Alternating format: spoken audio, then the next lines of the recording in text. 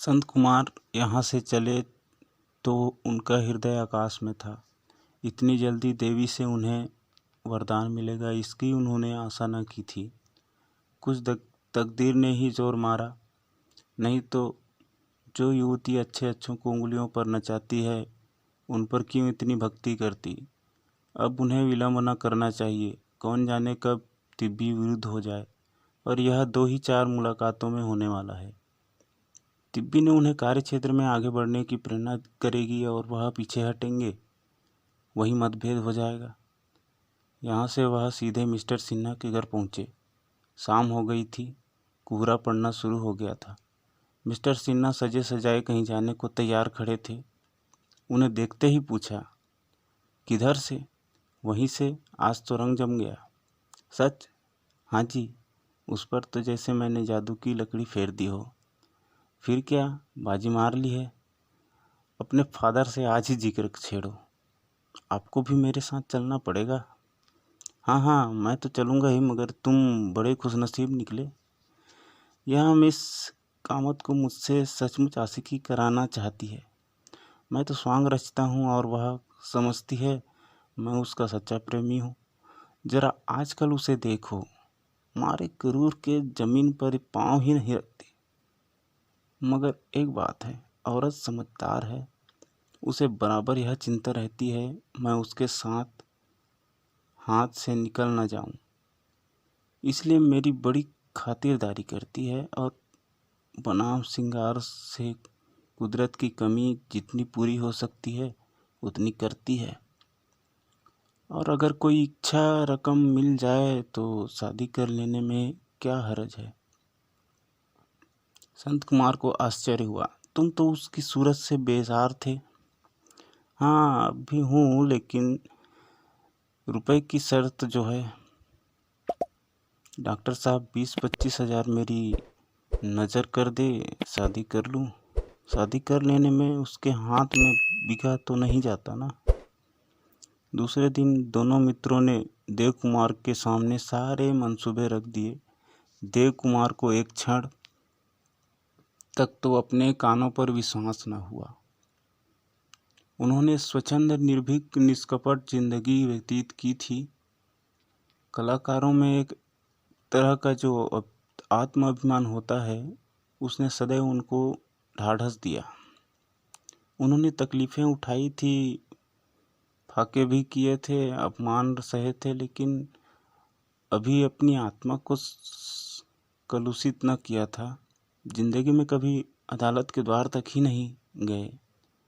बोले, मुझे खेद होता है कि तुम मुझसे यह प्रस्ताव कैसे रख सके, और इससे ज़्यादा दुख इस बात का है कि ऐसी कुटिल चाल तुम्हारे मन में आई क्यों कर। संत कुमार ने निसंकोच भाव से कहा, जरूरत सब कुछ सिखा देती है। स्वरक्षा प्रकृति का पहला नियम है। वह जायदाद जो आपने 20-25 हज़ार में दे दी, आज तो 2 लाख से कम की नहीं है। वह 2 लाख की ही नहीं, 10 लाख की हो, मेरे लिए वह आत्मा को बेचने का प्रश्न है। मैं थोड़े से रुपयों के लिए अपनी आत्मा नहीं बेच सकता। दोनों मित्रों ने एक दूसरे की ओर देखा, मुस्कुराए। इतनी पुरानी दलील है और कितनी लचर। आत्मा जैसी चीज है कहाँ। और जब सारा संसार धोखेधड़ी पर चल रहा है तो आत्मा कहाँ रही। अगर 100 रुपये कर्ज देकर 1000 वसूल करना अधर्म नहीं है, अगर 1 लाख निमजान फाके का मजदूरों की कमाई पर एक सेठ का चयन करना अधर्म नहीं है, तो एक पुरानी कागजी कार्रवाई को रद्द कराने का प्रयत्न क्यों अधर्म हो। संत कुमार ने तीखे स्वर में कहा, अगर आप इसे आत्मा का बेचना कहते हैं तो बेचना पड़ेगा, इसके सिवा दूसरा उपाय नहीं है। और आप इस दृष्टि से इस मामले को देखते ही क्यों हैं।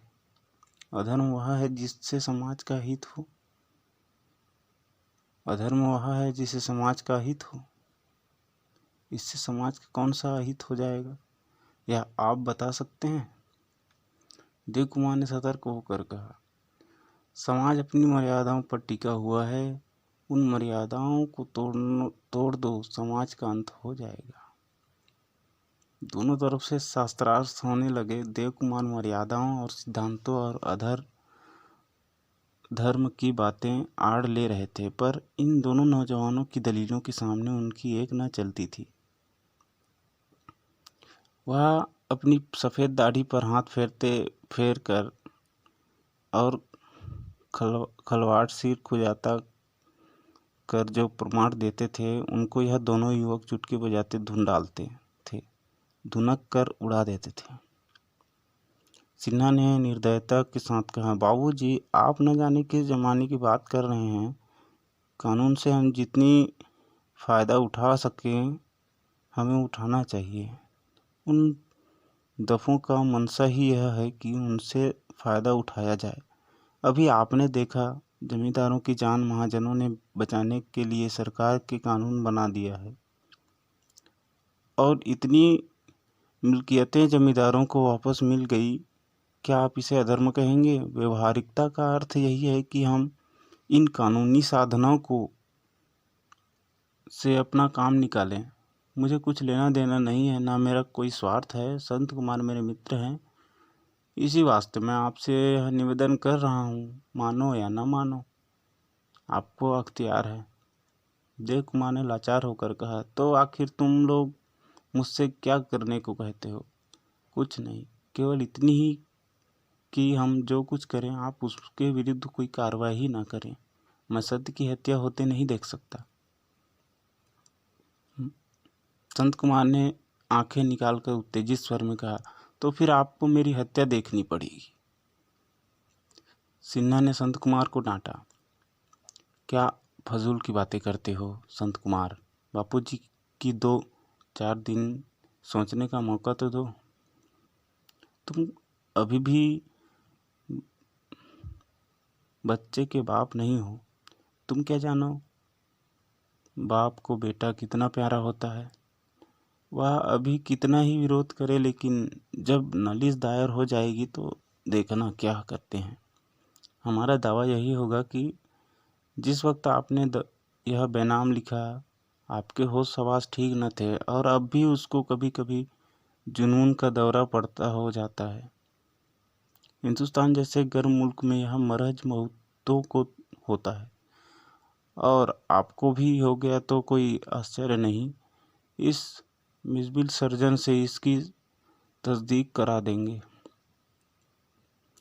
देव कुमार ने हिकारत के हाथ कहा, मेरे जीते जी यहाँ धांधली नहीं हो सकती, हरगिज नहीं।